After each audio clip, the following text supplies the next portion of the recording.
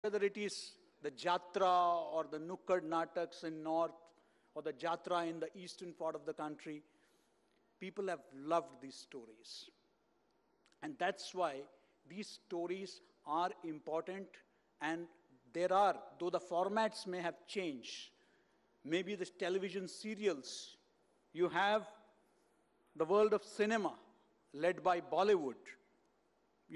They tell a story of the core values enshrined in our culture, in our constitution.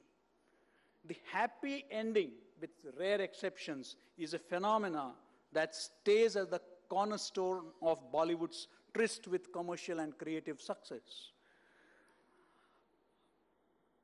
We have a tradition of communication as well. The earliest resemblance mentioned in our scriptures and in our classical texts to a journalist is that of Narad Muni, who travels the three worlds to communicate a story from the heavens to the netherworld and then to the universe at large. You have a resemblance of a live television telecast or a webcast, what you can call, in Sanjaya telling the story of the Mahabharata to a blind Dhritarashtra live from the battlefield of Kurukshetra. That is the communication tradition we have inherited in this country. Cut to modern day era communication. You look at WhatsApp, which is very popular with Indians. Its success in India lies in its ability to bind physically scattered families. The groups are fundamentally populated by family tales, anecdotes of good, bad, and ugly times spent together. An old picture that tells the story of togetherness and brings the groups alive. And our stories are not just about the compartmentalized, the good and the evil. You have shades of good even in the evil and shades of evil even in the good. So you have a Ravana who is venerated as a great learned person, the character of Ravana. That is the beauty of our stories, which is assimilating in nature, which is inclusive in nature. Here even the divine are not immune to frailties. Friends, what is interesting is that social media platforms like FB, Facebook, and Twitter have hope and negativity in good measure. We ultimately need to create a perfect ensemble between our traditional means of storytelling while adapting new age platforms. What is the most talked about Asian story? If you are an eternal optimist, you will continually look forward to the Asian century. And if you happen to be on the other side of the table, you would argue that all talk about Asia is the sheer dominance by a couple of nations, generally at each other's throat. The truth, unfortunately, is that the Asian narrative has been a victim of a straight-jacketed editorial with screaming headlines of conflict rather than collaboration. It is media's failure in focusing excessively on the political class driving the destinies of member nations without ever looking at convergence at people-to-people level driven by technology, culture, and society. What binds us is not a piece of land, but a sentiment that is distinct and prides itself on a value system that is typically Asian. The acceptance with which, for instance, Indian consumers have embraced, say, cheaper Chinese goods shows a common aspiration of a cost-conscious Asian. Now, this is the Asian value where we focus a lot on savings. We believe in spending, but at the same time, we have survived because of our tendency to save. The world intelligentsia is celebrating the Asian rise and its ability to plot the global future. There is a view that globalization has reincarnated in Asia. Earlier, it was a trade-based and Western-led. Today, globalization is being driven by digital technology and is increasingly led by India, China, and other emerging economies. The truth is that the three of the world's four largest economies are in Asia today. Estimates say that by 2025, two-thirds of the world's population will live in Asia, compared with just over a tenth in the West. Asia's economic transformation is reshaping the global distribution of power, changing the way the region and indeed the world work politically and strategically. But the million-dollar rupee-rupaya question is, does this narrative reflect in the mainstream media? How does one mitigate the challenge? How does one change the narrative? The Asian media has to reset its framework in understanding and proclaiming that narrative. Technology is the breakthrough. Storytelling has to move from non-traditional formats to traditional formats. Stories of context, collaboration, convergence, and creativity have to seed through the social media to penetrate the mainstream media. This is one paradigm where we should be willingly accepting the ascendancy of the social media. There has to be a mass movement to identify citizen journalists obsessed by the need to tell borderless stories. This in turn will lead to creation of communities that seed, amplify, and mass distribute stories across social media. For instance, stories of transformation brought about by borderless medicines. You have a lot of Pakistani patients seeking treatment in India. And these stories need to be documented without being cast in that typical narrative. These are stories of people having hope and trust, people they can relate to. It is time to tell all these stories afresh from a purely human perspective. The story nomenclature also has to be not about promoting a block or a particular geography, but about the power of people residing in these countries.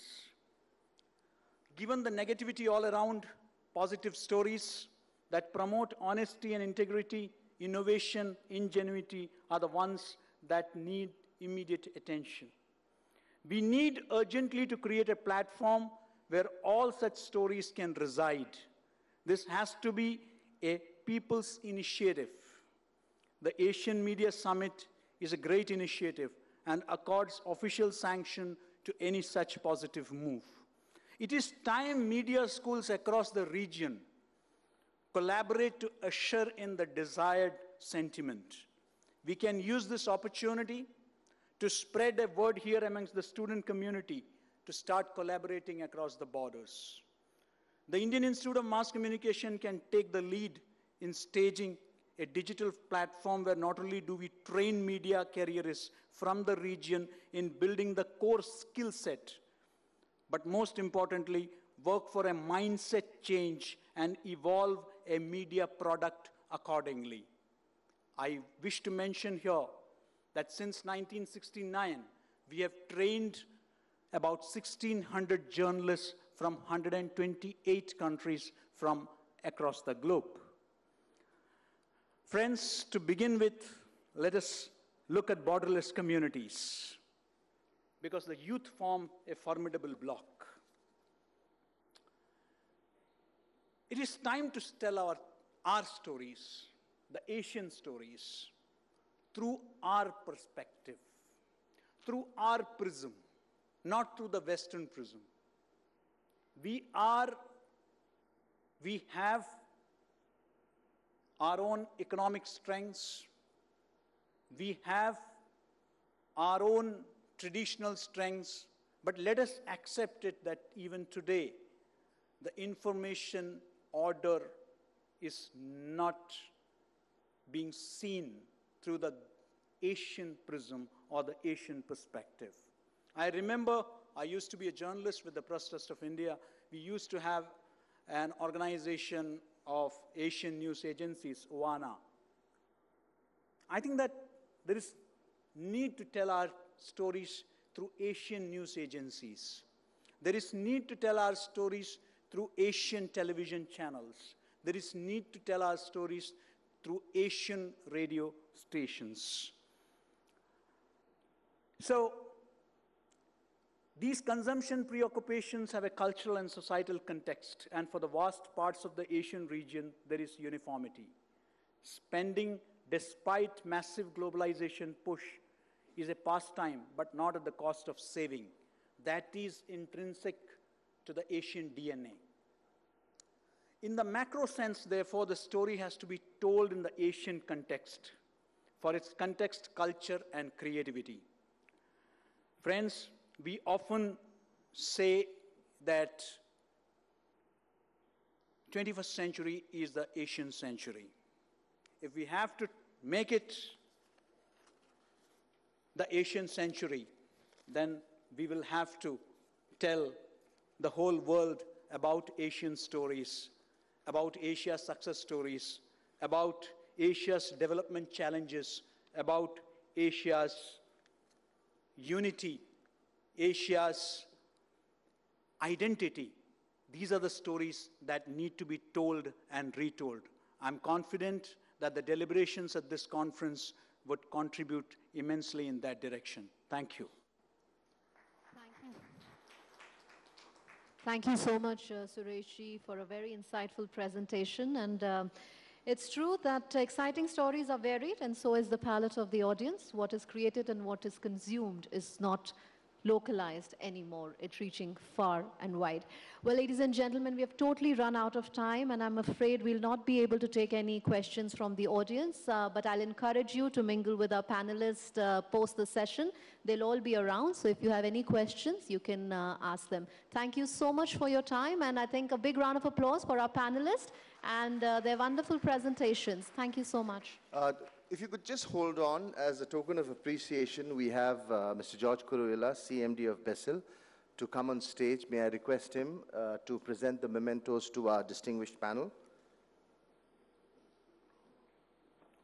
We'll start with Mr. Baek Sang-hoon, director and producer.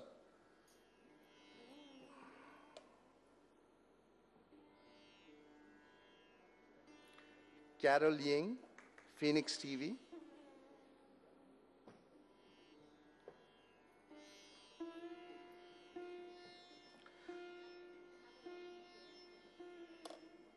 Mr. Jason Bernard Santos, Mr. Ian Martin from Storyful,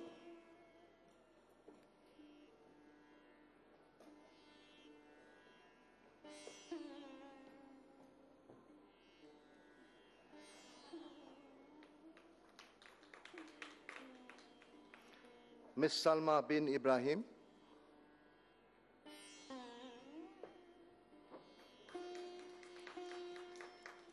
Mr. KG Suresh, Director General IIMC,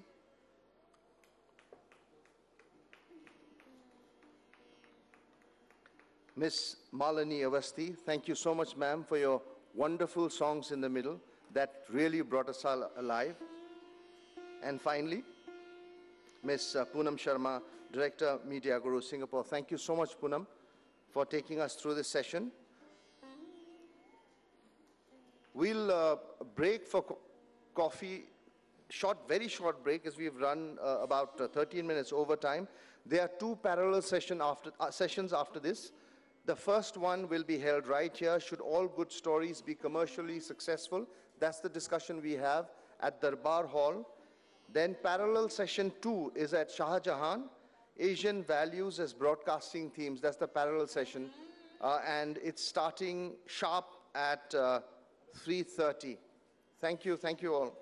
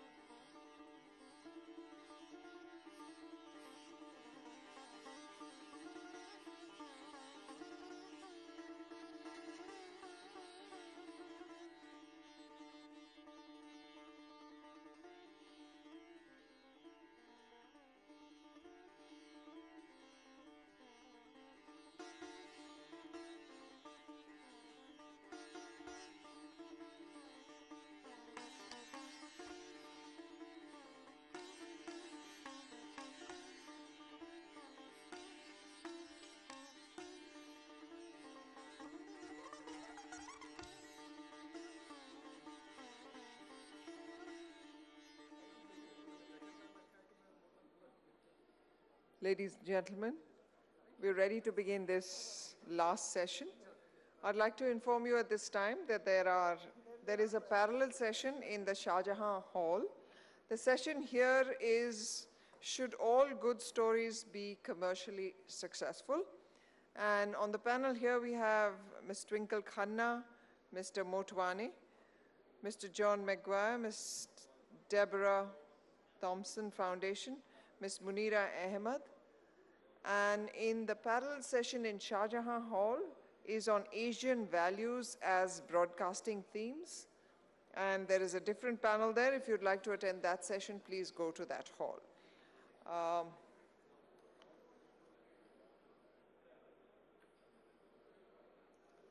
While we wait for our panelists, let me tell you about this session. Should all good stories be commercially successful?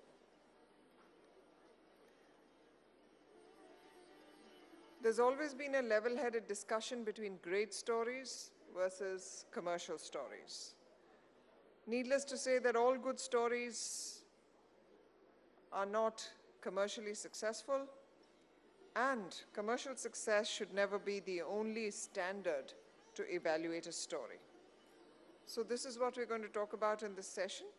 With developments in storytelling techniques, in dissemination techniques, and promotional strategies, we're in a better position now to make some great stories monetarily fruitful. Yet, we can also create an environment for those stories, without them being commercially successful, to have a proper place in our cultural life.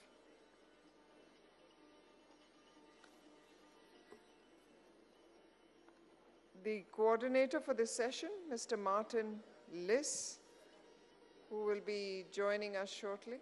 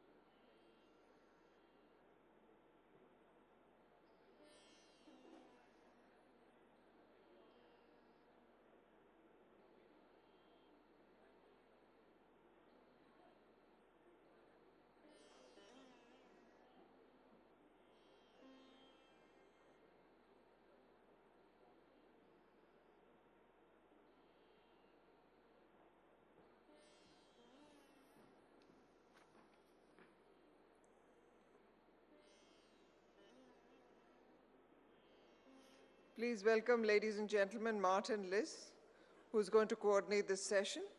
He's one of the few established managers who have held executive positions in several genres of the media.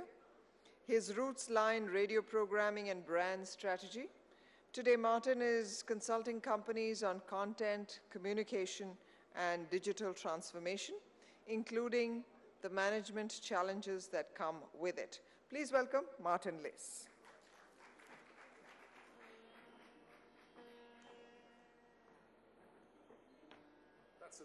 That's a big stage. It takes a long time. Thank you very much, everybody. Welcome. Namaste. It's great to be in India for the first time. Should all good stories be commercially successful? That's the topic of our session that we will discuss with my esteemed panel in a second. What is a great story, and why is a story great? Is it great because it has commercial success, or is it great because it has a meaning, a message, or it touches us in a way that we appreciate? Obviously, not all good stories are commercially successful, and commercial success is quite obviously not everything. But through today's marketing and monetization possibilities, more stories may have a chance to receive the financial reward that their content deserves. While that happens, how do we make good stories more available in our cultural lives, even if they are not always commercially successful, as we maybe wish them to be? That's what I will discuss with my esteemed panel who would like to call on stage. Please welcome from the United Kingdom, from the Thomson Foundation, Ms. Deborah Kelly. Ms. Deborah Kelly. Sorry, Deborah. I thought I stumbled over the Indian names, but all right. Please welcome from Malaysia, Ms. Munira Murad, the head of the International Relations Unit of Radio Television Malaysia. Please welcome from Paris in France, the Director of International Relations and Cooperation of France Médias Monde, Mr. John Maguire.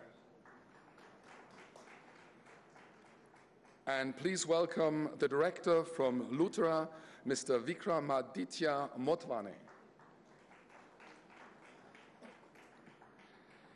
Mr. Motwane's debut film, Udaan, premiered at the Cannes Film Festival in 2010. We're very happy to have you with us. He followed it up with Luthra in 2013 and Trapped in 2017. He's currently directing Bhavesh Yoshi, his next feature he can tell us about, and is showrunning and directing Sacred Games, Netflix's first Indian original series. We're very happy to have you with us, Vikramaditya Motwane.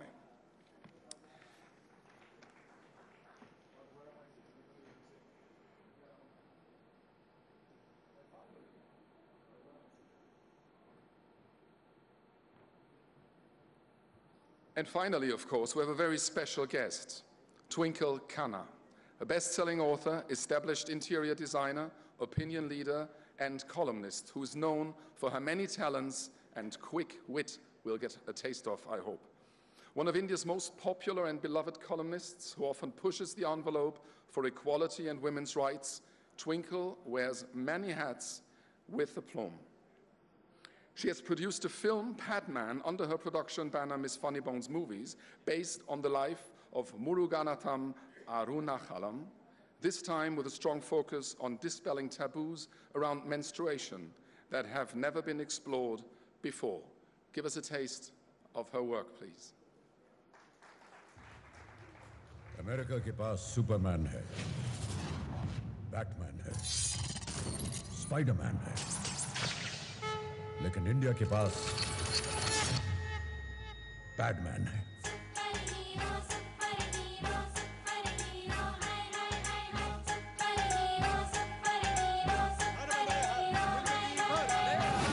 You thinking I'm mad, but mad only becoming famous. Oh, thai na goli mare, thai na entry mare, slow motion mein haddi tode na. Big man, strong man, not making country strong. और building से high jump न मारे, नीचे से dialogue न मारे, high speed में नाचे गाए ना. Woman strong, mother strong, sister strong, then country strong.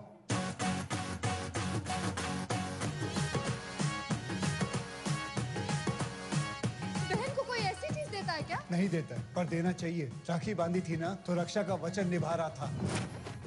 हम औरतों के लिए बीमारी से मरना शर्म के साथ जीने से बेहतर है. शर्म को पकड़ के बीमारी के नाले में गिर जाओ सब.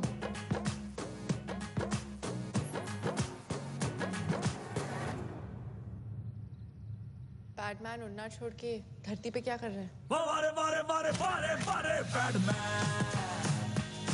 बैटमैन, ओ बैटमैन, ओ ये Batman. I not study IIT, but IIT study me, giving me award.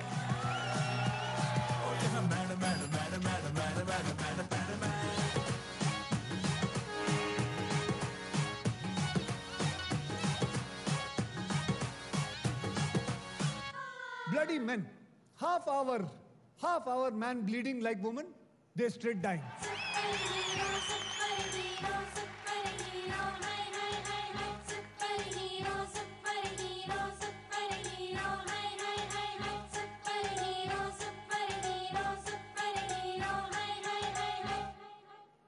Ladies and gentlemen, Ms. Twinkle Khanna.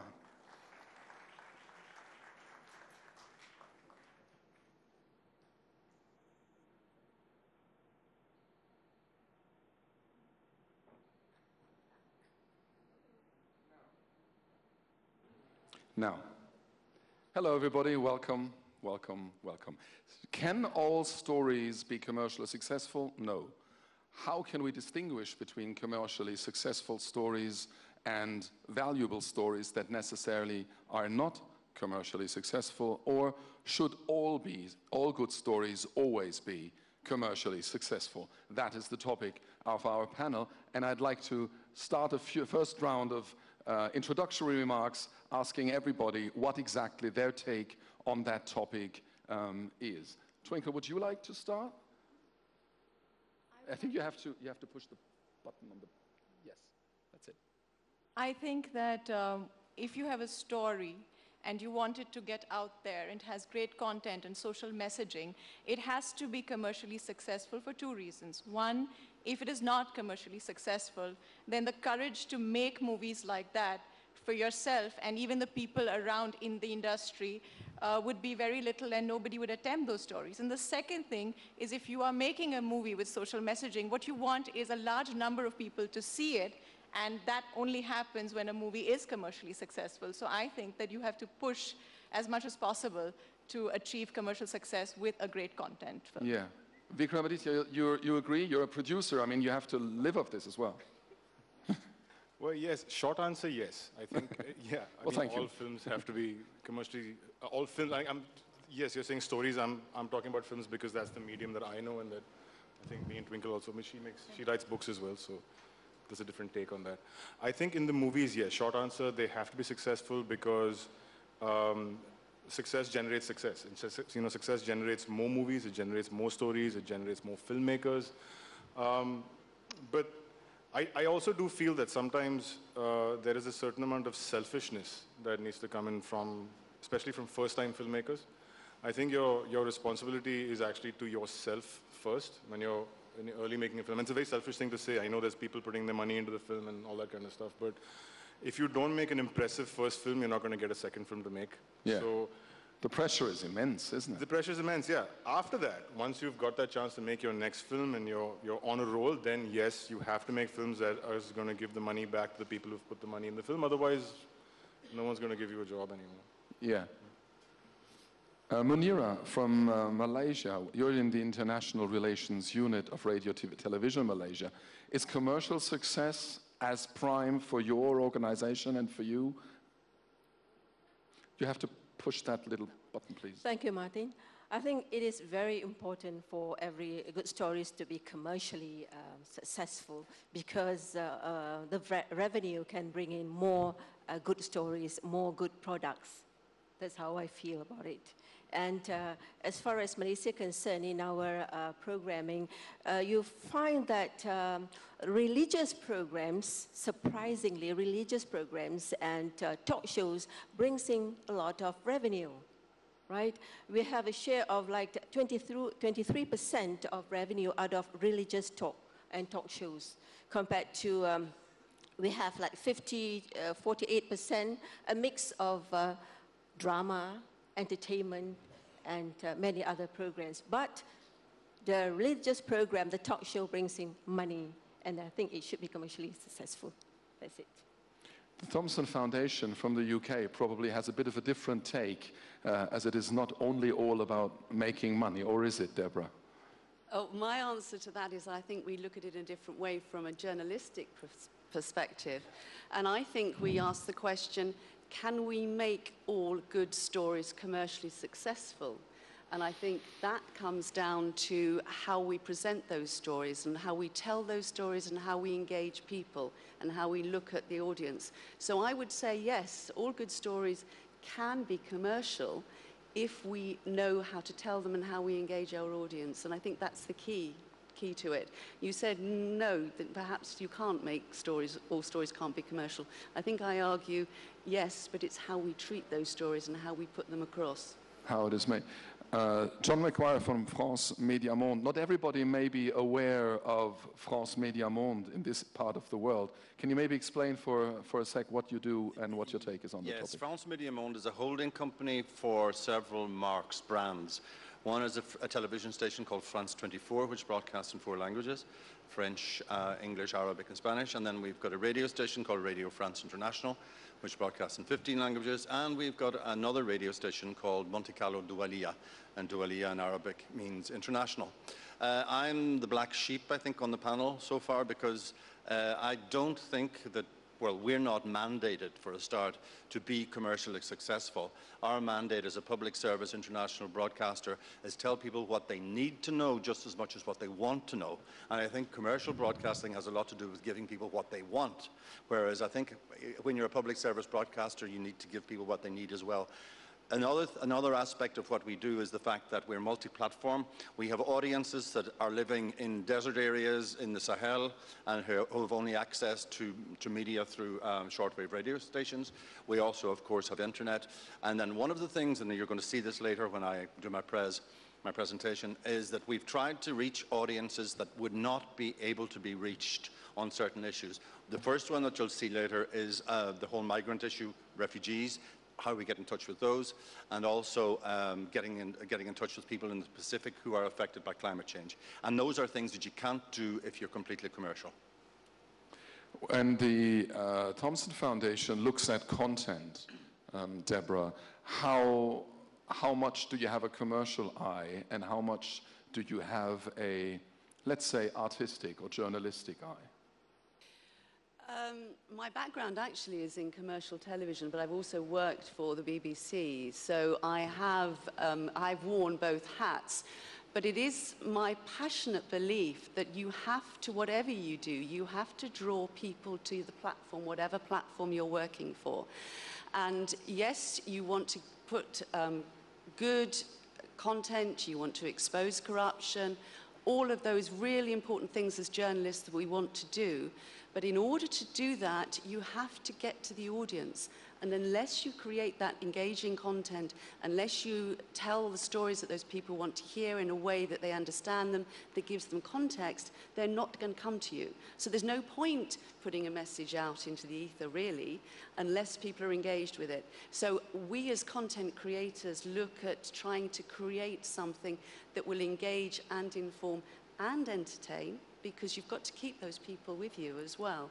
And then it becomes commercial because you can possibly turn it into a financial benefit as a result, if you've got an audience. Yeah. Twinkle, you're obviously on the other side of what we're talking about, because you've had such enormous success with the books you write and with the films you make. Would you say that any topic is suitable for a commercial success, or would there be topics, because you're quite known for pushing the envelope and being, you know, not afraid, not scaring away from stuff that at a first glance may be unusual, let's say. Would you say you can turn any topic into a broadband commercial success? I think any topic could be commercially successful if you put that message in a very attractive bottle before letting it out in the sea of, you know, collective subconsciousness. So I would say, I mean, I made a movie on menstrual hygiene. It's probably the first commercial mainstream film on this. And what you had to do with this was you had to come up with innovative ideas, because how do you get people to come and watch a movie about a subject that nobody really wants to talk about? Exactly. About something which even manufacturers of sanitary pads have decided they should brand Whisper so that you don't hear it. And then we came up with innovative marketing campaigns. So Yes. what we tried to do is we got movie stars to hold sanitary pads in their hands and tag other people, asking them to do the same, which opened up a wide discussion all over the country and got people into the theaters as well. So yes, you can take any topic. If you can make a movie about menstruation, you can pretty much make a movie about anything. But you do have to have a vector of a great story. And I think that's very important. That's interesting. If there are any questions from the audience, we're happy to take them at any time. Just make sure either I see you or one of the organizers sees you when you're waving. But I'd very much like this to be, you know, lively and interactive and all that. Munira, a public state company like Radio Television Malaysia, how much is in the message for you, and how much is in the commercially proven success when you're looking at something? Well, I'd like to share with you a story about a Malaysian. She's a very talented storyteller and a filmmaker. Can you go a bit closer to the microphone? And yes. filmmaker whose works appeals to Malaysians across different backgrounds. And her impact on society and cinema was so immense that her films and her works were discussed in Parliament and throughout academic circles, online and everywhere, everyone, everywhere. And you know, the power of her storytelling is so strong that helped people to connect with the concept or idea on an emotional level. And she also makes a name, and she generates, you know, she enabled to reach out to people through her storytelling, and that's where she catch a lot of commercials, right? She has done over the years numerous numbers of commercials under CSR, to be precise, under Petronas. So she's a very good storyteller, and she also makes the names, and she also brings in revenue, I think, commercially successful, her ads especially. Yes. Vikramaditya, do you think there is something like components that at least give you a bigger chance to be commercially successful? Not asking for the special recipe of commercial success? I think just what Twinkle said, a good story is a good story. And I think a good story is a good story that engages you, that entertains you, will take you wider. It'll take you to a larger number of people. It'll build better word of mouth. I mean, we all know that, yes, films can open very big, but unless you have great word of mouth, unless people like them and they're going to tell other people that, you know, to go and see them, it doesn't work. So yeah, your number one recipe, great story. And then, yes, if you can fill it up with stars. People love stars. If you can get somebody to act in the film, if you can market the film really well, as Twinkle had sort of spoken about. I also do believe that it's become so vast now in terms of, like, there are your big blockbusters, there are smaller films, there is Netflix, there is Amazon, there is television. Each of them have their own audience and their own window, right? So you can't really sort of like cross-pollinate one to the other, saying that I want to make a film for $100,000, but I wanted to make $1 million at the box office. It doesn't work that way, right? So commercial success is also kind of like determined by the audience you're making it for and the size you make the film in. Yes. So you can make, I mean, if you know that you're out there for a limited audience, or you're there for the Netflix audience, or you're there for the Amazon audience, or then you're making it for the audience that's going to go make the Marvel film. Accordingly, I think of course, your commercial success is then determined by the size of your product and therefore the size of your box office. But I also think that if you know you're going to make a small film to reach out to a niche audience, you can still make that commercially successful because you only need that much to be able to make it commercially successful. But a great story is the number one, and pretty much like if you have to take percentages, I mean, in terms of the movies, I think a great story is like half of your work is a great story. And then the rest of it is like, yeah, your cast and your marketing and your filmmakers and music and stuff. Follow-up question. Could you describe better what is a great story? Because you and I might agree, but already the third person might not. What are the elements of a great story for you? Just, I think in a movie, specific to a movie, something that engages you and entertains you from beginning to end, that you just walk out feeling different from the person you were when you walked in. I mean, that's just, yeah. But again, like the story again, it's different when it's different in a Padman and it's different in, say, an Udaan that I actually made, because again, your audiences are slightly different in those. So you can make when you're out there making it for a much larger audience, you cannot sometimes make a movie that's too challenging, but if you're making it for a smaller audience, you can. They're both great stories in their own sort of ways. Just, I think, the window that you're making it for that sort of determines it. Twinkle, you write bestsellers. What's a great story for you? Greater writers than me have done a little bit of research. So Kurt Vonnegut had a graph. Have you seen that? He makes a graph of every story. So you make a graph of stories like Cinderella, for example. You start off really low because she's miserable, and then she goes up a little bit when she goes to the ball, and she meets the prince, it goes higher, and then it goes crashing down once she's back in that cellar. And then again it goes up. So a great story has to swing up and down. It has to have, when you make a graph of a great story, it has to really spike all the way up and drop to the bottom, and then it holds interest. But if you have a story which doesn't do that, and if the graph is just, sort of straight, then I think that you would have problems making that particular story commercially successful. It would be interesting, but you wouldn't be able to make it commercially successful. Yeah. I don't know too much about Bollywood movies. You're all more experts than I am. They have no stories. That's what I was going to say, but they're commercially successful. But that's probably for a different reason. John, all this talk about commercial success can't make you happy. You're on a different missionary level, are you not? Well, it doesn't make me unhappy, but I mean, as I like people making money, it's great. But as a public service broadcaster, as I said earlier, we're trying to reach out to people and get people involved, not just hand them down things, but get them feeding us back and getting them creating their own programs. I don't know whether you want me to show the video now or later. Please, go on. Because you asked about great stories. One of the great stories, unfortunately, over the last few years has been the migrant crisis coming from conflict zones, notably Syria. Now, it's not a pleasant story, obviously, but what makes it a great story for viewers is the fact that it's heart-rending, it's very, very hard to take, it's very human. But then the people on the other end, what are we doing for them in terms of getting them information, and more importantly, getting information back from them about what they want? So I was in Izmir in Turkey a couple of years ago and saw how the plight of these people who are waiting to get boats from basically human traffickers to get into the European Union across in Greece. Went back, and the bosses of my company and Deutsche Welle, the German international broadcaster, got together and they said, listen, here, take that, get a project, do a project, so as we get involved with the migrant crisis. We based it on mobile phones, and because I noticed when I was in Izmir that everybody had a mobile phone, regardless of how poor they were, they had a phone in order to communicate. So we based the project on mobile phone, and the people involved, the target audience, is also able to feed into the community. It basically is giving them factual information, would-be refugees, actual refugees, or people in holding camps. So could you throw the first video? It's the Maguire one, please. In recent years, the world has witnessed an unprecedented migrant crisis.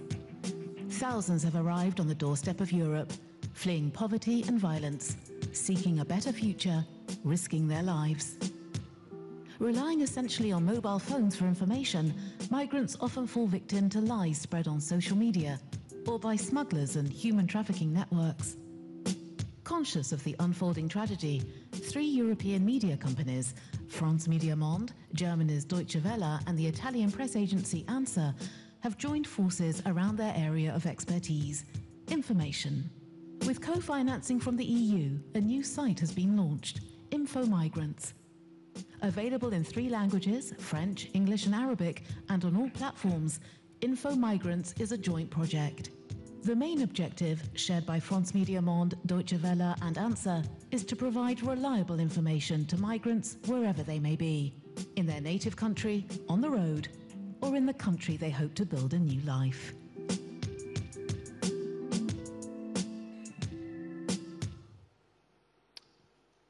Now, after this experiment or this project, what we then did was do something on climate change in the follow-up to the COP21 in Paris, the climate change conference, which you well know Mr. Trump pulled out of the accord. And the following video shows you the project that we set up after that, and it's actually involving people much more than the Info Migrants. The second one, please. A special report now from our observer/e-poppers, Karoy and Telstar. We first met them in Fiji, where they were learning to use their smartphones to document climate change. The idea behind e-pop is for young people in the South Pacific to interview their elders about their experiences, to provide a human element that is often lacking in scientific research and international policy papers. Well, this week, Karoy and Telstar took their videos to Germany for the UN's big annual climate conference, COP23. We are e-poppers and an observer, and we're here at COP23 because we feel the need to address the issue of climate change that we're facing in our Pacific region.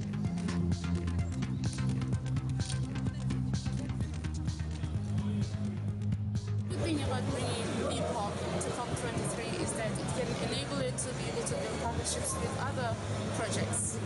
And in that way, we actually fasten and quicken the spreading of the words of climate change around the globe and around regions. We we're here at the Fiji Pavilion, as you can see behind us. And this is where we're going to be asking some questions to representatives from some organizations around the region and around the world. We have questions, so many questions, and yet only you have the answer and the solution. The village headmen told us that there aren't enough fish to catch nowadays. What can be done to replace sources of their livelihood and their sources of income that are being drastically declining and slowly being eradicated by climate change? There's been so many moving images, there's been inspiring talks, but I guess it really comes down to what the powerful decision makers will really come up with so that we can really reverse the effects of climate change on our people, especially us in the Pacific. If you want to see more of the ePoppers' work, take a look at their site, epop.network. So, as I said, that's getting people on the ground involved in telling their own stories. And I would stress that it's only an organization like ours which gets public funding that would be able to do that. It's not a commercial venture, although it is great storytelling. It is a great story, and it is clearly not with a commercial angle, of course not. It has a very different meaning, and that is probably just as important as making money on other fronts. How do you then measure success if it's not by income, obviously? Well, it's largely hits on the websites, and also the amount of feedback we get on mobile phones. Mm-hmm. And then we have trackers in the countries who actually, do some surveys and things. But we're out to touch people, not huge numbers, but get the messages across. Because when it comes to the migrant issue, a lot of the society is structured in a hierarchical way. There's one person, be it a woman or a man or a father or a mother, who gets the information and filters it through. So it's very hard actually to know how many people you're actually getting in touch with. It's not just one mobile phone. The information will come through the mobile phone into maybe 10 other people. Yeah. So it's very difficult to know exactly. But we can measure it through hits. Yeah, I see. When, Deborah, when you look at how you train people, you're the head of training as well, how much do you cast an eye on actual commercial success? How important is that? And how important is it to get messages out like these? Or is both the best? It's this word, commercial success. I think John and I are not too far apart in many of the things we think. Actually, I think it's very interesting now as journalists. We should be listening to our audience again. The Hearken Project in the United States is quite an interesting one. They put the audience first, ask them questions, and then answer those questions. So I think that changes around. When you bring a commercial element in, I would still argue that you can make something commercial if it has an impact and you engage your audience. And I think what's quite interesting going to the sort of the traditional media at the moment, the print media and the online media in the UK, is people like The Guardian newspaper, which publishes very good stories. They were the people behind the Cambridge Analytica story. They revealed the Facebook issues. And I'd like to make the point, that was good journalism. That wasn't the government uncovered that. That was good journalism working in a fairly free society with good access to data that enabled them to uncover that story. But the journalists behind that spent a year working on that.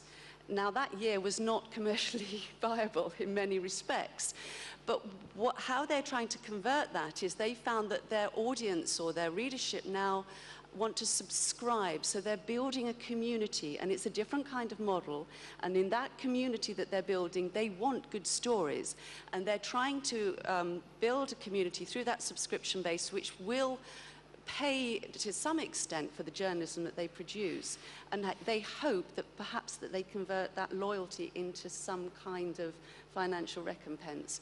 So I think there is a future for good stories in that way. And when we talk about training, I would still always go back to creating content, thinking about what your audience want, what story do you want to tell? It is a good story, but how does it affect them? So if, for example, what's the big story today? Well, one of the big stories, the new government or the change in rule in Malaysia. Now that's interesting if you're living in that country, but then how would you tell that to people in Britain or in Australia or in Africa? Make it relevant to them in some way. How does Trump's decision to pull out of the Iran deal, how does that impact, say, if you're in Europe and you've got a business? Or it's making it relevant to them. These are good stories, and if you make them relevant to those people, they will come to your platform, I hope. There is that hope there. Well, as we have someone from Malaysia here responsible for international relations, we have to ask the questions about the feelings of yesterday's elections. Can I refrain from answering that question? That's fine. That's your prerogative. Yeah, because it's still early for us to say anything because they have just formed the government as of today. So I think we just have to wait. Yeah, give us some time. Yeah, we do. That's okay.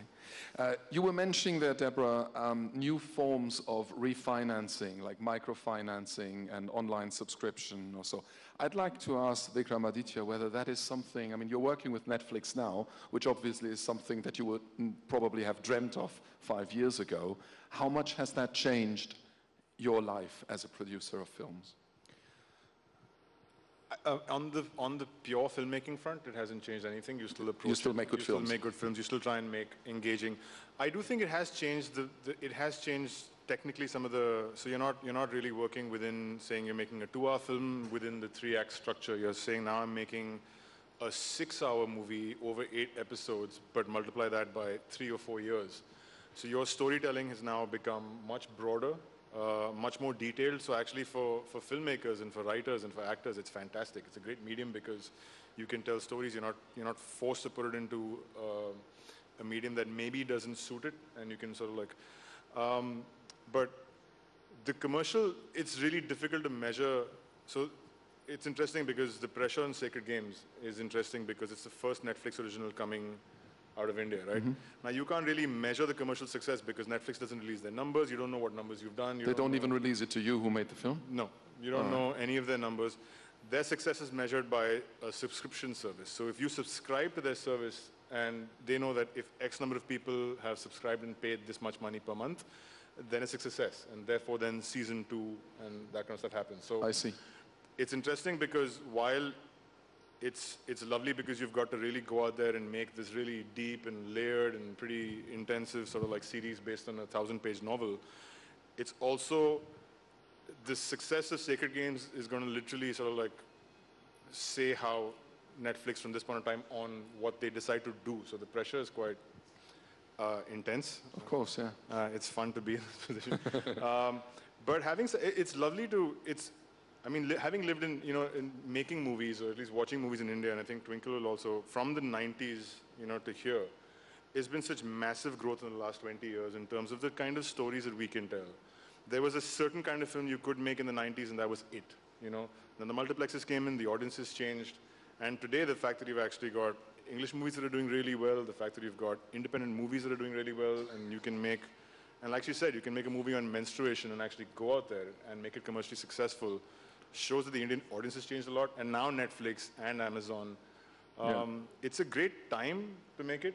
And I think that the potential, and I think just echoing what Deborah said, that if you tell the story well enough, I think anything, in a sense, can work. Follow-up question. Naively, I would think that with the entrance of Netflix and Amazon Prime and these people into the market, more people are likely to give you your next project. Is that true, or does that only intensify the competition? It intensifies the competition, which is good. In the end of the day, if you actually, the more filmmakers you have, the more writers you have, the more actors you have, the more people you have making good material. That's only good for the industry. Right. There are other factors. In the case of Netflix specifically, it's about like how good is your broadband penetration right now? Are people really going to watch 45-minute episodes on their mobile phones, on their iPads? But that's a whole sort of different discussion. So yeah, but it's anything that gets more talent out there, more stories out there, more good stories out there can only be good. I don't think it can be bad. Twinkle, I guess at some point, as we talk about, you know, the competition for attention and for audience and for budget, of course, at some point you had to convince someone that making a film about menstruation is a really good idea. How did you do it? You know, some women, for women's empowerment, make their husband wear a pink ribbon. I had to convince mine to put on a pink underwear. So that's my husband in the movie. Right? Okay. I think in the beginning, I wanted to make a smaller movie because, again, I thought a movie on menstruation, how many people would watch it? And surprisingly, it was more difficult to get funding at that point. But once you know, you have a big star signed on and you have a commercial director signed on, funding becomes much, much easier. Yeah. The other thing, what I would like to elaborate on in terms of competition, what you were talking about, what's really happened is that Hollywood movies are doing very well in India. So now we have a problem, but it's a good problem. We can't compete with their budgets. We can't compete with their special effects. The only way we can compete is if we have great stories. So I think for once, maybe in this sort of decade, writers will be given their due. And they've been treated very badly for many years. You know, everyone's taken them for granted. And perhaps now we'll start paying them more, and we will really have all these great stories to tell. Do you consider yourself more a writer or a filmmaker? I consider myself just a woman trying to do many, many things and failing most of the time. So, yeah. Well, if you fail the way you do with the stuff that we know of you, I think that's a pretty nice way to fail. However, I'd like to follow up there as well. What's your experience when going through that process of trying to convince everybody that this is really a good idea? Because I guess one thing is, you know, walk into a room of a board meeting of a film company and say, hey guys, we're going to make a movie on menstruation is one thing, but then maybe coming up with a great story whereby menstruation is being fed in a way, that's probably a different thing. What's your experience with that? Again, any story, like I feel, and I do that with my columns, I talk about a lot of topics. I think there are two important things you have to do with a story. You have to humanize it and you have to humorize it. I think if you we're tired of getting lectures. Even at 45, I have my mother giving me a lecture. I have, my sort of peers giving me lectures. We don't want any lectures. We don't want sermons. If you can make someone laugh at something, you change the way they look at it forever. And what I would say is very important, again, with Padman, is we made it about a person rather than about menstruation and carried the story through that. Yeah. Humanize and humorize. That's probably a very good takeaway in any case for any story that we do. Deborah, is that something you teach? Humanize and You've taken the words right out of my mouth. Maybe not humorize, that maybe is not one, but human stories, telling the human stories, putting the person at the center of the story is key because it's something we can identify with. And tell a story through being able to tell that story through a human being is far more powerful because as people watching, we can relate to that person. So yes, I would always say, tell the human angle of the story. How does it impact on the person and how will it also impact on you? So yeah, I mean, we just stories are human stories. You're right. I think we just saw from what John showed us, which was clearly not a Hollywood movie, but still very humanized and humanizing and very touching and therefore very important, how true that is. And then probably the art that comes into producing or directing is how to craft a story in such a way that it is touching either my heart or my laughing muscles or maybe my eyes because it brings me to tears. Is that something you can relate to for the television broadcaster in Malaysia as well, Munira, or are there more factors to it in your world? You know, in Malaysia, stories that focus on community-based sells a lot.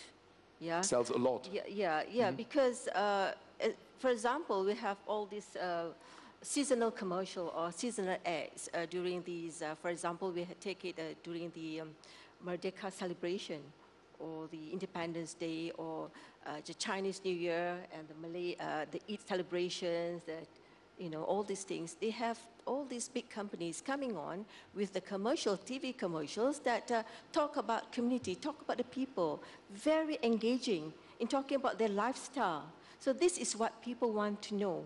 People like listening or watching this type of commercials. So, you know, every year, every time we look forward, it's like, I want to know for this year, coming year, what are they having for us? What are they giving? What type of commercial ads or advertisement are coming up? You know, during this seasonal month, like Raya and Chinese New Year, we have different variety.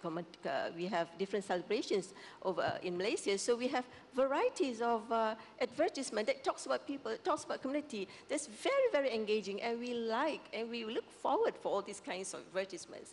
And it sells. Yeah? They don't just sell the brand, but they sell their ideas, emotions. And, you know, some of the stories, they're very complex, but the author or the producer make it very simple. The storyteller is make it very simple, very understanding, and then very engaging, and people just love what they're doing. So this is what my take on this. Yeah, no, I think that's understandable. When it comes to these new forms, like, for example, Netflix, which are already in the room, I'd like to ask all the others who are not yet working with people like Netflix or any others, do you reckon that in your field, in your line of work, these platforms that do not need immediate, massive commercial success make it easier to access your content, particularly when it's not a commercially organized company like Netflix? Or in other words, do you see new, say, archives, video services, YouTube, whatever, as a good development? Starting maybe with Deborah, yeah? I would say, just picking up something, I was at one of the UK broadcasters, Channel 4, the other week, that produce very, very good, high-quality journalism stories. And they have found YouTube has been incredibly useful for them in maintaining a loyal audience, back to the loyal audience and creating a community, because people will go for a good story that they produced on the day they were involved with the Facebook story. They will go and they'll look at that story, and then they'll look at similar high standard content at the same time. So they tend to binge on it in a way that they will binge on Netflix. They will tend to binge on that content and look at different content. And it's high quality content. It's not just clickbait, for want of a better word. It is a place that journalism is being used in a different way for them. They've still got their nightly broadcast and they use that as well. But YouTube is giving them a different platform that they can use and monetize in some way. John, are these platforms, YouTube or any other, or maybe any in the future that are possibly also run by public broadcasters, are they a new way to get your message, your story out there, or is it just more of the same? No, excuse me. No, I think when it comes to Facebook and YouTube, I think in our situation as international 24-hour news services, news stations, channels, you're hanged if you do and you're hanged if you don't. Because if you're not present on YouTube or you're not present on Facebook, which we are, of course, then your visibility goes down. But then the other problem, the other side of the coin, and the dangerous side of the coin, is how do you then control your content? Because these people are actually generating hits in their own domain, be it Facebook or YouTube or whatever. And do you actually begin to lose control to algorithms? And do you get dictated to about what content you should actually be covering or will be able to get across on these platforms? So it's good, but it has to be, I think it has to be really, really handled with care, and I think there has to be new rules put in place about who controls what. We just don't want to be there being told by algorithms what we've got to produce in terms of news. That's the worry there. Yes. Is it, Twinkle, it's a two-sided sword. Does it cut on both sides? Is there good and bad in these new forms of distribution? Would you be ready to do something like a Netflix movie or a movie for another distribution platform of that sort? I think the more avenues you have, the greater the opportunities. And again, it gives us a chance to tell very, very different stories, like what Vikram said, and you can plan your finances according to that project and what you need to make. So I think it's fantastic. It's a very great time to make movies and to make content. But are you not afraid that stuff gets stolen? Because that happens all the time as well, doesn't it? Like people who rip films, who take them from Netflix and put them on YouTube or do things like that, and basically take away your money. Facebook makes money through advertising with material that you produced, and you see nothing from it. Yeah, but piracy in many ways is prevalent here. In fact, copyright in India is probably the right to copy. So, so I think that is something that we have to deal with, and that is something that's an ongoing struggle. And I don't think that it's getting any better or worse. It's been a problem for a while. And it stays a problem whether digital or analog. Yeah. Do you agree? Because it affects on your business model in a way as well. Absolutely. Piracy it's a problem whether your movie's in the cinema or whether they're Netflix. Well, the advantage of Netflix or Amazon or any of the streaming services is the fact that they're offering you, you pirate because you want to have the option to be able to watch the movie at home. And on-demand services are giving you exactly that option, except with the subscription fee. So I think they're making it easier in a sense for you. And if you are, I used to be honest, pirate a lot. I mean, until nobody hears. We're all among ourselves. Nobody heard that. Especially music, But until, for example, when Apple Music finally launched over here, when you actually had a subscription service that you pay 90 rupees a month, and if you don't pay that, then you're just being silly because it's just like it's nothing. That's like it's less than a cup of coffee. And the same, Netflix, yes, it's slightly expensive, but Amazon is not, Hotstar is not. None of these guys are, and it's not, it doesn't make any sense to pirate anymore when you actually have everything coming for you. But the same doesn't go for the movies that are in the cinema, right? So, because there's a 2-month or a 3-month window, and therefore people want to pirate those movies and see them. I think Netflix and Amazon are actually making it easier in a sense for you not to pirate because you're actually getting things on demand that you don't need to actually go and see. And the quality is so much better and it's just less hassle, I don't think people gotten better. I think it's just less work to pay a tenner or whatever and hit play. Absolutely, and I think it's like what Deborah is saying. It's like it's coming to journalism, and The Guardian being one of the, I mean, I subscribe to The Guardian.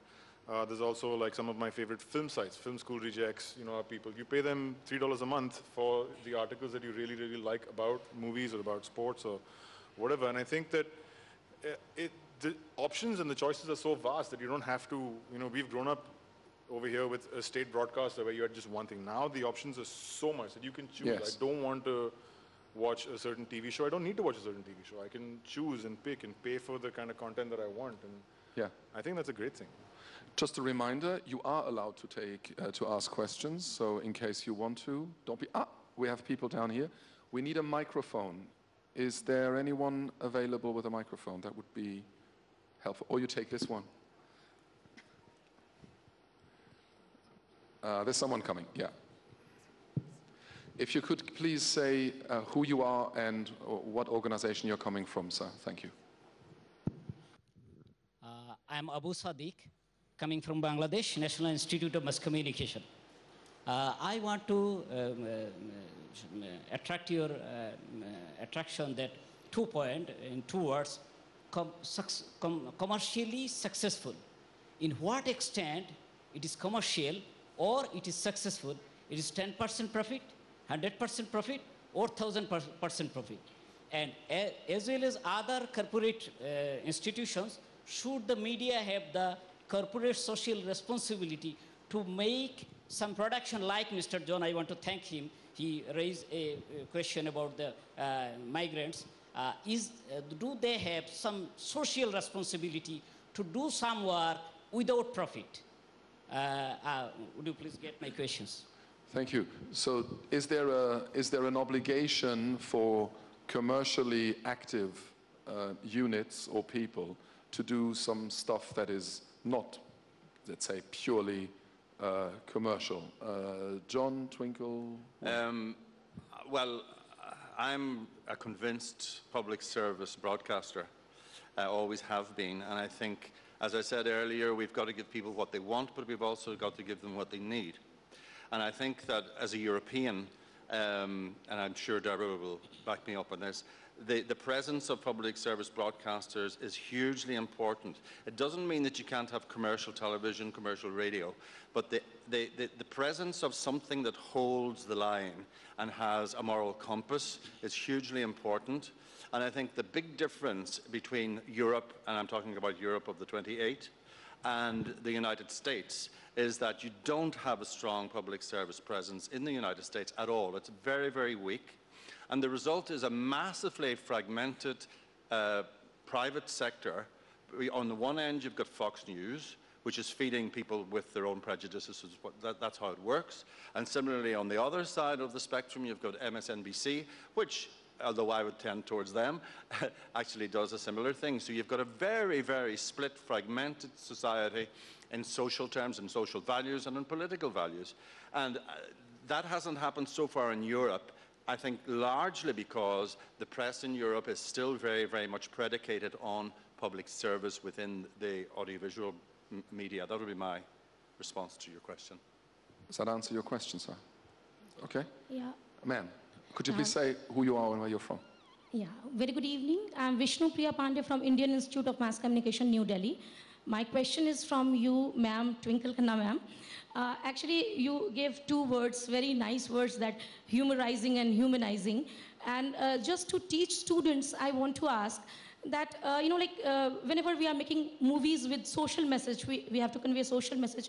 We are having two things in our mind. We are conflicting two struggles in our mind. One is that we have to reach the crore clubs, and one that we have to keep our social values and that message intact. So how to deal with, how to maintain balance with these two? And can you give some more keywords, how to introduce these things to students? Though creativity can't be taught, but still we want some, inputs from your side. Thank you. You've asked me two very distinctively different questions, so I'll attempt both. The first one, when you talk about the balance between commercial success and social messaging, you have to realize that when you are doing something, and that also answers his question about social responsibility, when you are making a story which has a very strong social message, you do have to take into account the fact that you would probably make 10% less money than you would have if you blew up 3 cars and had 4-item songs, right, in our business. So that is one thing. The second thing is, again, what Deborah said. Every story has to be human. I remember a successful column that I had written about the pothole problem in India. As you know, our roads have more potholes than, cars. But the fact is, I named that pothole Guddu, right? And the various things you could do with a pothole, which is use it to wash your laundry, turn it into a temple, and people read that. So you got your message across that, look, there's a problem. We are spending these a number of crores on roads and they're not getting better, but you also held their attention. So I think you make it human, you make it interesting, engage the viewer, and make it relevant. When I was starting out, Bachi, the famous columnist, told me a very important thing. She said, always write about things which are relevant. People are more interested in the dead dog on their doorstep than the flood in China. So I think you should keep that in mind. Thank you. Thank you. Any more questions in the audience? We'll get back to you one more time before we finish. There was one point that came up earlier that I find notable. I'd like to ask the panel what their take on this is. It's a bit of a twist to the Netflix situation, and I mean micropayments and crowdfunding and that sort of thing, because you said you're subscribing to some things to support them. It doesn't kill you to pay, whatever, $3 a month, and you think they're doing a good cause. Do you believe that, particularly for young filmmakers starting out, this may be something, how to get their first project financed, or is that naive to believe you get that much money together?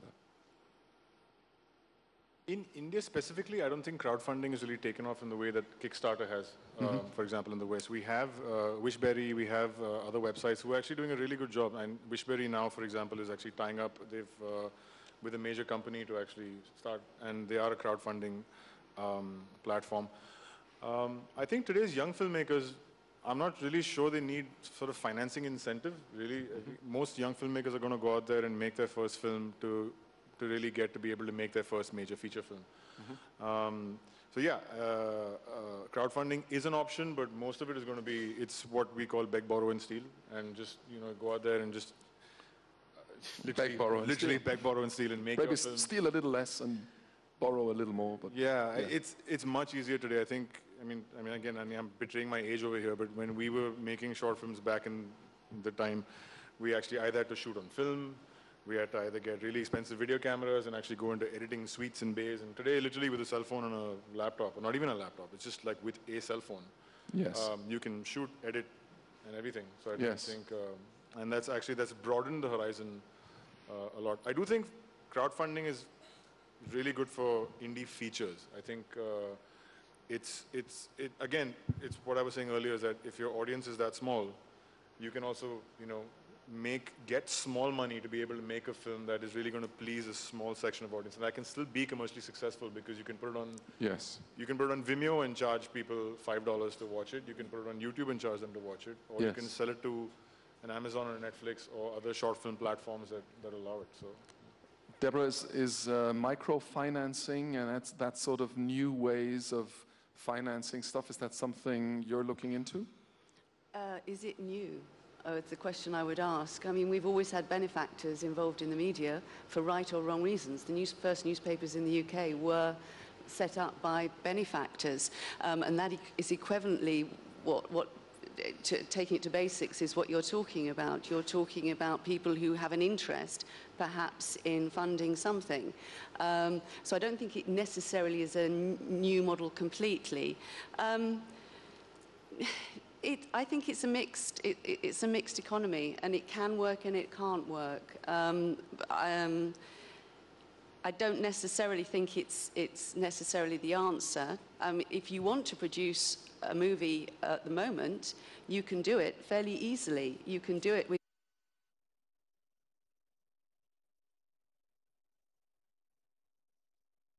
a platform and hopefully share it, and then people engage with it. In the long term, that's not financially viable, but that's a start. It's a way of starting through it. So, I don't know. I suppose I'm on the fence on that. I'm not saying it necessarily is the future. Yeah, but I think there are obviously a multitude of different ways you can. Well, I guess it's also about just making your stuff available, not necessarily also getting rich on it.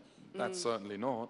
But having a platform where to put it, making it available in the first place, and then by any chance probably get a few dollars out of it while you're at it. And that's all what comes down again to trying to engage with people, how you engage people with your content, how you break through that media noise that's out there and get your work out in the format. And that's engaging your audience, that's understanding how to get your message out. And you can control that.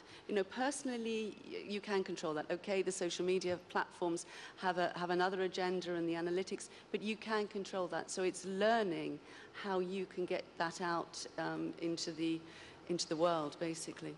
Is microfinancing something that has happened in Malaysia and around it yet? Munira, is that something your organization or organizations you work with are looking into as a new distribution platform? At the moment, we don't have microfinancing as it is, but we have the support from the relevant authorities that, let's say, from the banking sectors that support on this micro-development of producing stories and films and so on and so forth, but not from the organization itself. Yeah. Twinkle, you think there's something in it, in microfinancing, or would you shy away from this because it's too niche and too particular? I'm really not sure whether it works or it is working here, like they've said. Yeah. And I think there is still a lot of ambiguity about it. Okay. Have another look. Last chance for our audience. Yes, sir. The gentleman here in the front.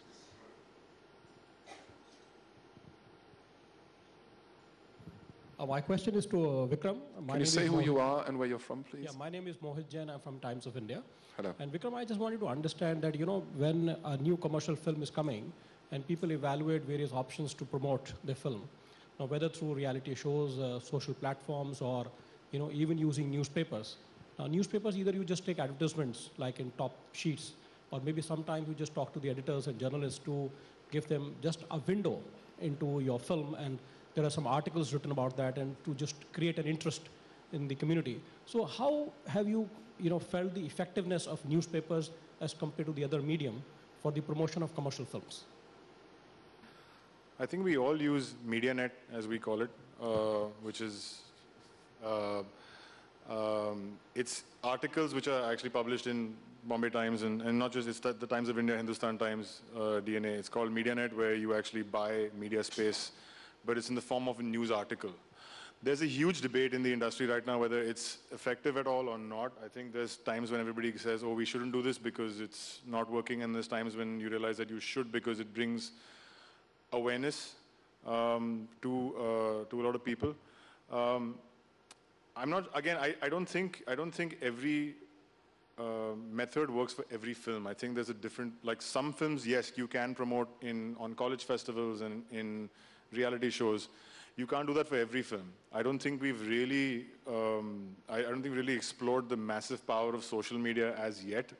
I think if you look at the way Disney's doing it, or the way Lucasfilm does it, or the way Marvel does it on their films, it's phenomenal. We haven't got to even 20% of that. So yeah, we're still depending a lot on traditional mediums as yet.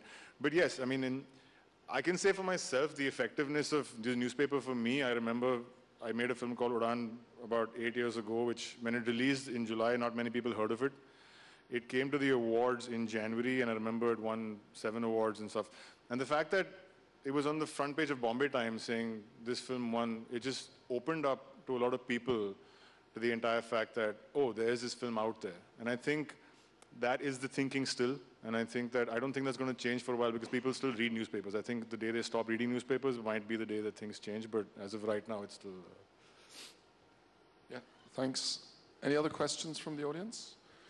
Otherwise, I take this opportunity to ask about marketing and making your films known. And I mean, it's of course different story for Twinkle, because I would imagine that if you say you have a new film out, that in itself generates attention, whereas for many others who have a different appeal or a different target, it's probably not as easy to gain a lot of traction or attention in the audience. So my question to all the panel, maybe starting with you, Twinkle, would be, what in your experience is the best way to get familiarity for your new film, new project? How do you get word out there that there's something that you think people should watch? Yeah, in my limited experience, I would say that still in India, television is a very strong medium. Something comes on television, it has a huge viewership. I mean, you put something in the middle of IPL, the whole country is watching it. And I think that is a very, But it's very expensive, way. isn't it? It's expensive. It's a very effective way. Social media is both ways. You can get a lot of awareness. You can get a lot of buzz around a certain thing. You can also get into a lot of trouble, as I occasionally do currently.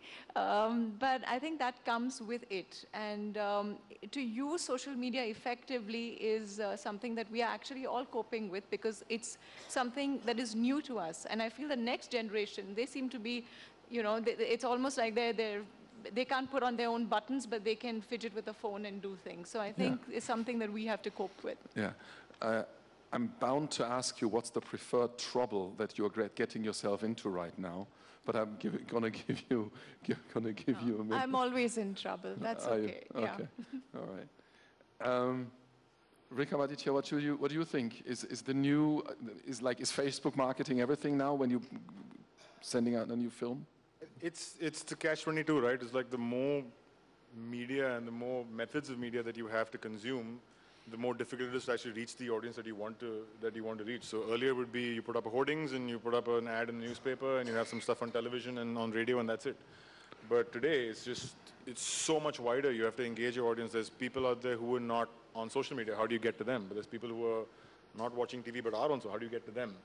And it's just broadened it. So I think and here's where the Cambridge Analytica kind of, data becomes everything. It's your new it's the new king of everything right now, because you go to data companies to find out who's watching what on YouTube at what time, and how can I target those people at that specific time with my ads. And that goes for Facebook, that goes for YouTube, that goes for everything. And it's actually come down to data mining companies who are actually sitting on the stuff, and that's why Netflix is so successful, because they sit on their own data.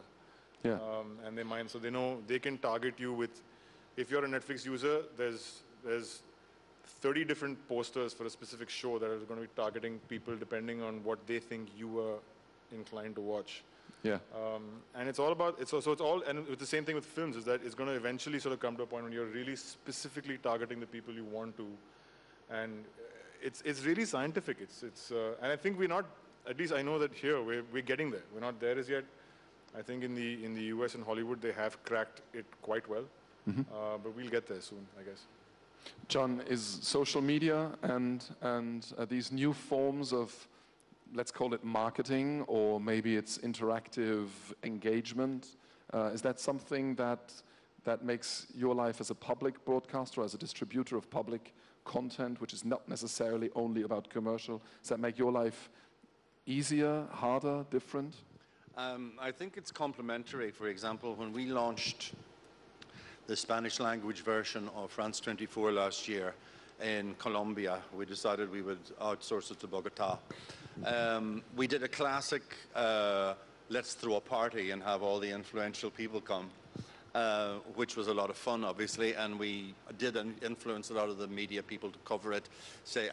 The interesting hook for the local press and the local media and television or whatever was, what is a public service, French public service broadcaster doing setting up in Spanish in Bogota? That was the hook of the story, and that's what everybody wanted to find out. Now, I'm not going to tell you the answer. But so that we did it in a very traditional way. I mean, but at the same time, we relied upon social platforms in the country to pick up on the story and to feed into the story and whatever, and gain the momentum necessary to start actually being watched, because we were trying, we're breaking into a very highly competitive media landscape in Spanish-speaking South America and Latin America. And so that was a big challenge, and we did rely quite a lot on legacy methods as well as the new. I don't think you can throw the baby out with the old man out with the bathwater. You've got to keep the old man there as well. You need to keep the old man in the pub where he belongs. Yeah, yeah. Munira, new ways or social media or new platforms. Is that a way where you advertise or acknowledge content? All right. Our biggest challenges there in Malaysia is that, the reach. More Malaysians are active on about 10 million active YouTube users in Malaysia. So they are very picky in what they want to know, they want to read, or what they want to watch. So that is our biggest challenges. So we have no other ways, but we have to get on board and join them. And also we have channels on YouTube where we also we have stories on, we have our programs broadcast on YouTube, because we have no other ways. But our viewers getting lesser and lesser because everybody is on YouTube. So that's our biggest challenge. So multi-platform is very good now. Yeah, Deborah, you agree? Yes, it's knowing where your audience are and basically adapting the content to suit that particular platform. And I think that's the key, because there are great opportunities, but they may not be at 10 o'clock at night on the broadcast channel, particularly for journalists. They may be somewhere else, but they may be there, but they may also, the other times of the day, be looking at another place. So it's finding where they are, using the data, finding where they are, but then making content that is relevant to that particular platform and that particular audience. And that's where we can get caught up with figures, I think, too much. And the story can be lost. But I think it's that awareness of how you tell the story on those platforms that's important. And as I say, knowing where your audience may be. You don't dismiss all the different platforms, but you know how you're going to use them. John? I would just like to add that one of the challenges that we have, and I think a lot of legacy broadcasters have, be the international or domestic, is that there's an age gap. The audience is aging, In order to combat that, the French Education Ministry set up a media day whereby kids from secondary school largely are brought into media organizations, and media organizations, be they private or public, go out into the schools and tell the kids about how a newsroom works. And we've actually been very, very proactive in that. And we just don't do it one day a year. We'll do it 1 year, maybe every month, and have people come in from different classes and different schools in order to show them that this is an alternative to being on Twitter or being on Facebook, and how the thing works, and get them engaged in how a big international broadcast company works. So I think, you know, people complain a lot about, oh, kids aren't watching or kids aren't doing this. But if you're not going to outreach them, you're not going to go and make the thing attractive to them, then you're definitely shooting yourself in the foot. Yeah, true point. Last round of questions. If we meet again in 5 years, we'll all be looking even better than today, of course. But what will the media landscape that we talk about be like then? Will it still be a discussion about commercial versus not so commercial? Will it still be classic television and film and cinema versus maybe new forms, microfinancing, Facebook, Google, YouTube Red, which is the pay platform? What will our world, the world of content quality versus commercial, look like in 5 years, say, from now? Who wants to start? Twinkle? I think we'll always have a debate because human beings are driven to make money. So the debate over commercial and content will always be there. I don't think we'll be talking about movies. I think we'll be talking about what we're doing to make an experience virtual and how to immerse them in a virtual world where they can not only see content, but touch it, feel it, experience it. And that is what I'm actually looking forward to. I've lived most of my life waiting for that to happen. So, So you're looking forward to it, actually? Yes, I am. Okay, very good. Vikramaditya, what's your take? What do you think? What will the world look like? What will your world look like in 5 years? I have no idea. I think, and isn't that great? Part of what? No, it's great. It's yeah, great. it is. Yeah, it's evolving so quickly, especially here, that I'm excited to see what happens. I'm excited to see what comes. I do think, at least in the near future, there is a fragmentation of content that we're actually watching, where the theaters has become the experience and everything else is on demand. Yeah. Right? So you'll go to the theaters to get that pure visual experience of watching this really immense film that only deserves to be seen on the big screen. Yeah. Everything else is going to be as you want to watch it, wherever you want to watch it. I think far more self-controlled and absolutely. Everything. Yeah. Munira, in your case, it's particularly interesting to ask what you think the world will be looking like, or this world, we should say.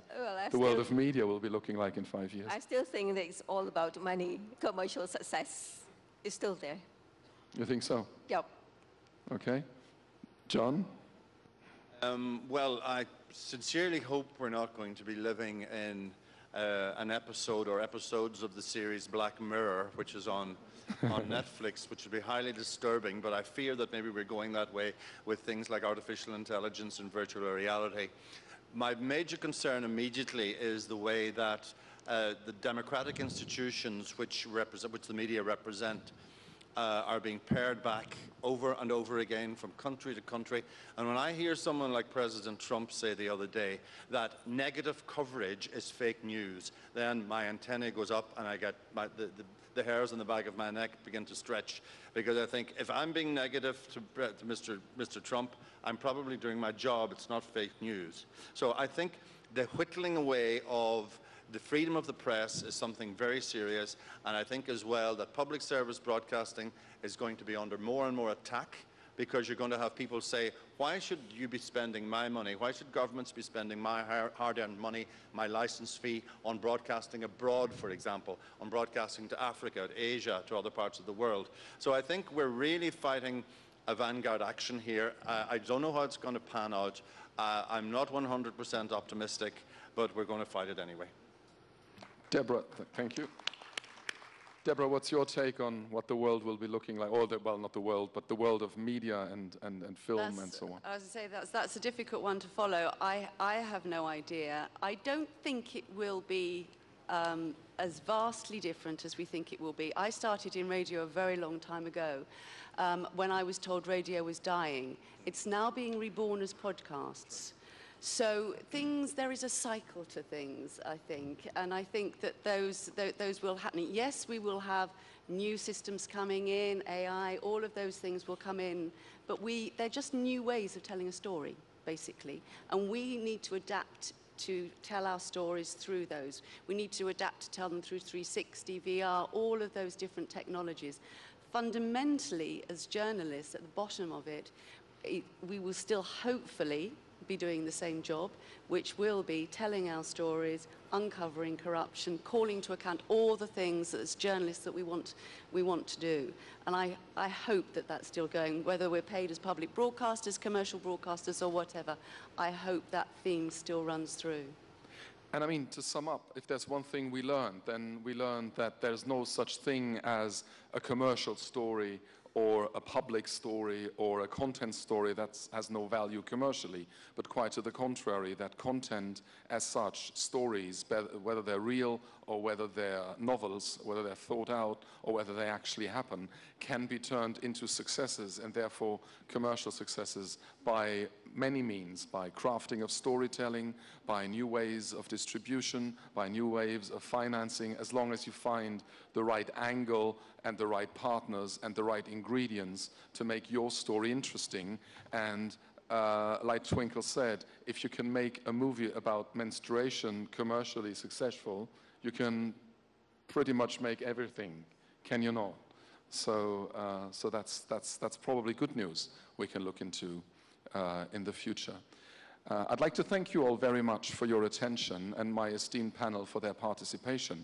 Please give a very, very big hand to Vikramita Motwane, John Maguire, Munira Murad, Deborah Kelly, and Twinkle Khanna. Thank you all very much. Enjoy the rest of your day. Thank you. Thank you, Mr. Martin Liss. On behalf of the organizers, I'd request Mr. George Kuruvilla from Bessel to come up and present a memento of the occasion to Ms. Twinkle Khanna.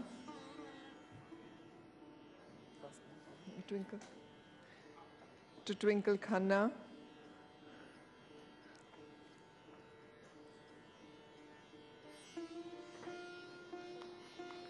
To Mr. Vikramaditya Motwane.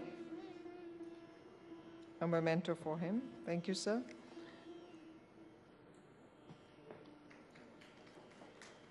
To Mr. John Maguire.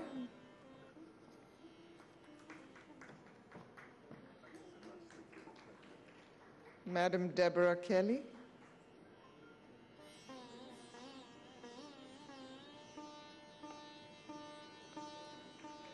Ms. Munira Murad.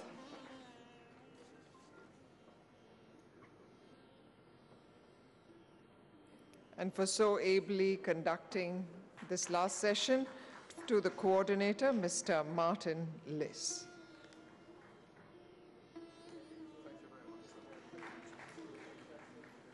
Thank you, ladies and gentlemen. That concludes today's proceedings. We have a cultural program beginning at 7:30 p.m., which is a depiction of the Ramayana by the Bharatiya Kala Kendra, Sri Ram Bharatiya Kala Kendra, for which we'd like to request that all of you return. You can now freshen up and be back by 7:30 for the cultural evening. Thank you.